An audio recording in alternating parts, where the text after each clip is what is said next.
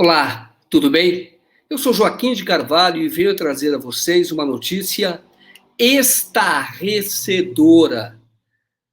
Uma procuradora de Brasília, em nome do Ministério Público Federal, ela entrou com um pedido de prisão preventiva contra Walter Delgatti Neto, porque ele deu entrevista à TV 247.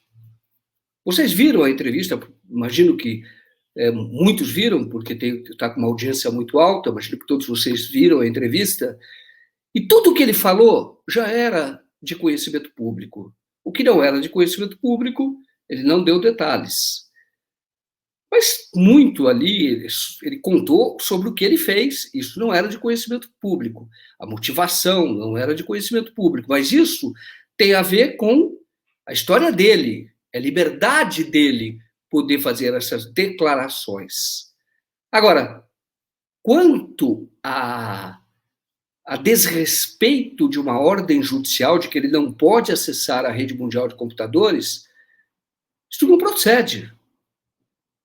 Não foi ele que acessou a rede mundial de computadores. Foi o advogado. E eu fiz questão de dizer isso no início da transmissão. Mostrei o advogado e mostrei a sala onde estava sendo feita a entrevista, o escritório de advocacia, e mostrei que ele não tinha acessado, que era o advogado. Portanto, ele não descumpriu ordem nenhuma, porque ele tinha uma prisão preventiva, foi colocado em liberdade com algumas condições, e uma delas era não poder acessar. Inclusive, ele disse na própria entrevista que hoje não pode trabalhar nem de Uber, porque não pode acessar celular, smartphone, não pode ter aquele aplicativo. Então, ele tem respeitado. Agora, o Ministério Público não entendeu assim. E tem cometido, na minha opinião, mais uma vez, seguindo os métodos da Lava Jato, um abuso. Porque o que ele fez, o Walter Delgatti, prestou um grande serviço à nação. Porque ele revelou as arbitrariedades, as violações constitucionais do Ministério Público Federal. E isto vai ajudar o país a melhorar o sistema de justiça. Agora, essas pessoas se consideram inimputáveis, blindados, acima da Constituição, acima da lei, e por isso querem prendê-lo de novo. Porque estão incomodados com o que ele disse na entrevista. Não deu detalhes, mas disse algo sobre os abusos do Ministério Público.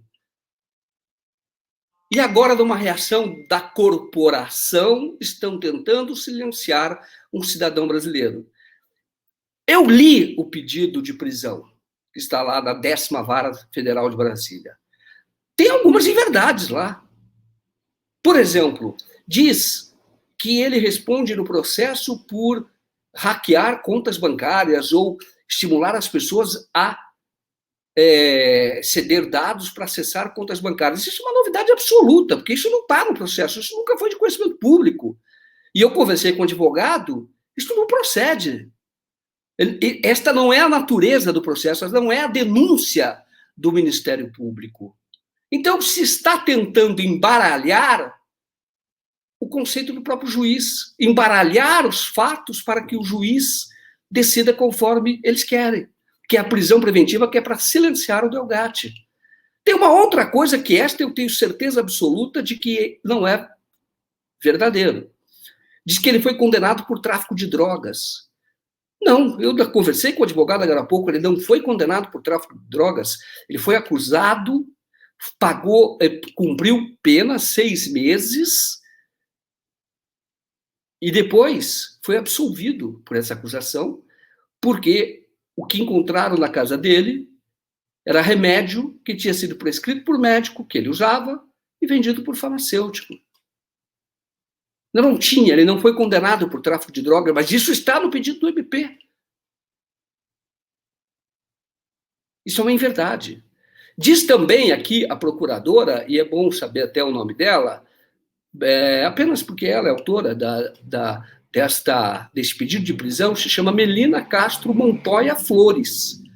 Ela responde hoje a uma denúncia no no Conselho Nacional do Ministério Público, porque acusou um advogado de um crime que ele não cometeu.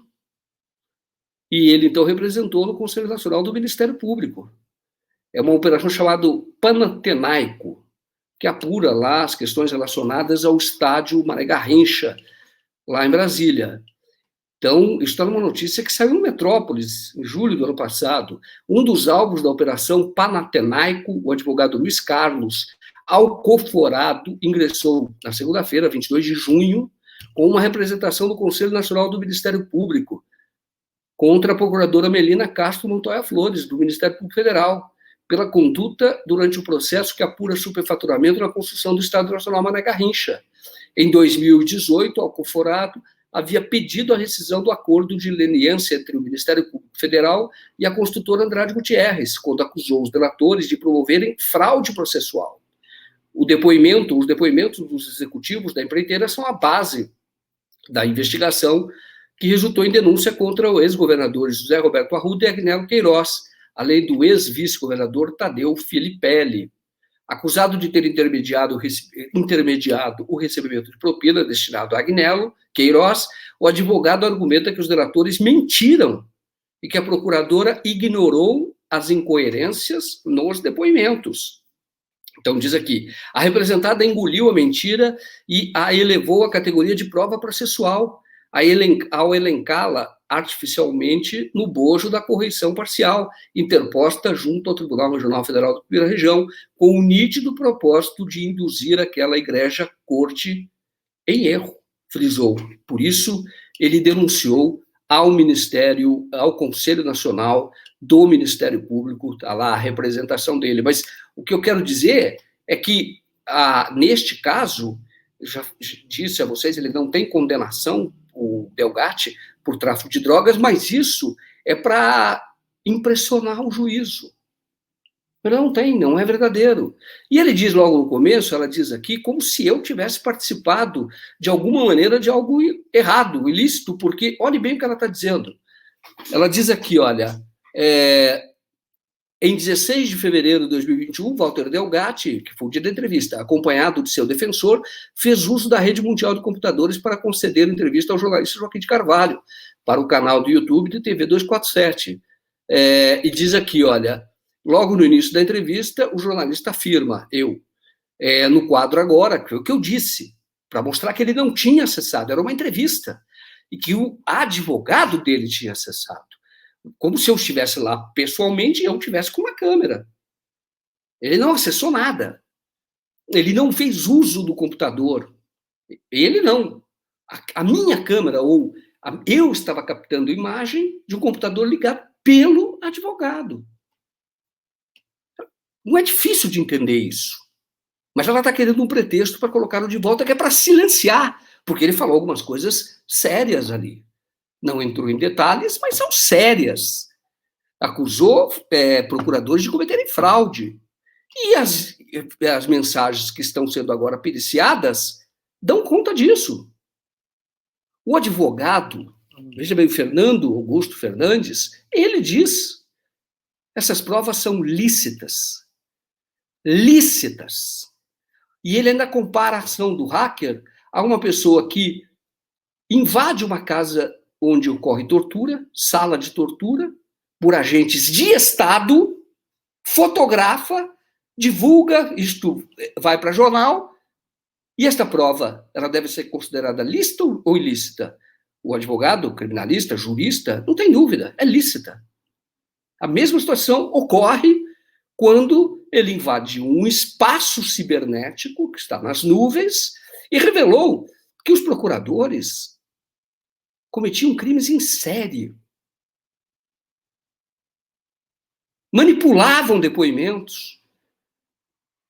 Inventavam depoimentos. Usavam a prisão preventiva para forçar a delação. Usavam a transferência de presos para cárceres mais precários, também para poder pressionar por delação. Isso é tortura. E um brasileiro acessou e revelou. Mas ela diz aqui, olha, logo no início, o jornalista afirma que no quadro agora, neste momento, vocês estão vendo ao lado, está o advogado Ariovaldo Moreira, que defende Walter Delgatti Neto. E por que é que estamos mostrando os dois neste momento? Porque depois o doutor Ariovaldo vai sair de cena, ficando no enquadramento apenas o Walter, o enquadramento apenas do Walter. Porque uma das exigências, uma das restrições da justiça impostas ao Walter é que ele não pode acessar a rede mundial de computadores. Então, quem acessou foi o advogado, que está no escritório dele, em outro cenário. Vamos lá. E ela diz aqui, tal argumento não pode ser aceito. É um jogo de palavras da tentativa, como se eu tivesse feito jogo de palavras. É grave, hein, o que a procuradora está falando em relação a mim. É um jogo de palavras da tentativa de afastar a violação da medida cautelar acima descrita, ao afirmar que o réu não está usando o que está usando, pois naquele momento não teria sido ele o responsável por apertar os botões que permitem o funcionamento do sistema. Não tem jogo de palavras nenhuma, doutora. Está muito claro, dizendo o seguinte, olha, vocês estão vendo as duas pessoas, está o advogado, está o Delgatti. O Delgatti vai dar entrevista, porém, ele não acessou o computador. Quem acessou foi o advogado. Agora, ele vai sair de cena, o advogado ficou do lado, fora do enquadramento aí, exatamente isso que eu disse. Fora do enquadramento, e então a entrevista transcorreu. E quando houve o término da entrevista, a entrevista foi feita no notebook do advogado. Quem desligou o notebook foi o advogado. Ele volta, desliga, fecha e vai embora. O Delgatti não colocou a mão nenhuma vez em dispositivo do computador daquele aparelho. É um absurdo o que está ocorrendo hoje no Brasil. É preciso enfrentar estes monstros institucionais que se apoderaram de uma instituição importantíssima como é o Ministério Público para projetos pessoais de vaidade, poder e até econômico. E isso tem que ser investigado. Você vai dizer, não estou fazendo acusação. Já teve casos descritos. Agora, existem muitos outros que devem ser investigados. Agora, quem vai investigar o procurador? Outro procurador. Quem fiscaliza o fiscal? É outro fiscal. E o que tem acontecido? Nada que seja em benefício da sociedade, mas apenas em benefício dessa corporação. Enfim, é um absurdo. A comunidade jurídica deve se levantar contra isso. O Brasil precisa demonstrar que ainda tem justiça.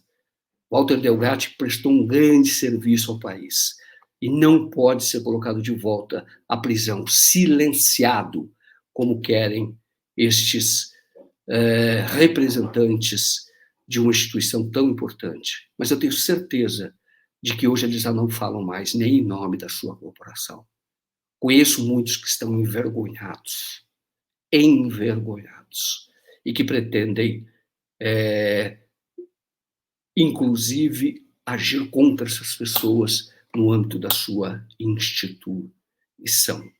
Eu procurei o advogado, o doutor Ari, tão importante, perguntei a ele o que ele faria, vimos a decisão, publicamos a decisão, ele disse que ele não acredita que esse pedido vá ser deferido, porque é um absurdo, porque ele não é fundamentado, porque não houve desrespeito a medida nenhuma judicial. Mas ele disse que, eventualmente, em sendo, vai entrar naturalmente, imediatamente, com um habeas corpus, para que ele não seja silenciado mais uma vez. Porque ele não houve essa medida imposta, até porque não pode haver, dele ficar com uma mordaça, dele não poder falar com jornalistas. Ele não pode fazer isso. E nenhuma autoridade pode fazer isso. E o que ele está fazendo, como eu disse, é prestando um serviço que tem relevância, que atende ao interesse público. E é uma pergunta que o próprio advogado fez, falou, olha, tinha 20 mil pessoas assistindo online, hoje já tem cerca de 130 mil pessoas que já acessaram só no YouTube, fora o Facebook, outras mídias do 247. E todos viram. Que crime ele comete ali? Nenhum. Ele não está privado da sua liberdade de expressão, lembra o advogado. Portanto, ele não descumpriu as medidas cautelares. Isso é o que diz o advogado, que acredita que a justiça não vai atender esse pedido. Mas, em sendo, ele entrará com um habeas corpus. É preciso enfrentar a Lava Jato e toda esta ideologia da Lava Jato que abriu caminho para o que nós temos de pior na política, para o neofascismo representado por Jair Bolsonaro. Meus amigos, muito obrigado pela audiência, muito obrigado pelo apoio. Mais uma vez agradeço a todos vocês que estão financiando o projeto de reportagem, do documentário, para mostrar esta história, para mostrar a história dos hackers, ou a história do hacker, que efetivamente desmascarou a Lava Jato. E nós voltamos a qualquer momento, sempre que houver notícias para serem comentadas. Muito obrigado e até mais.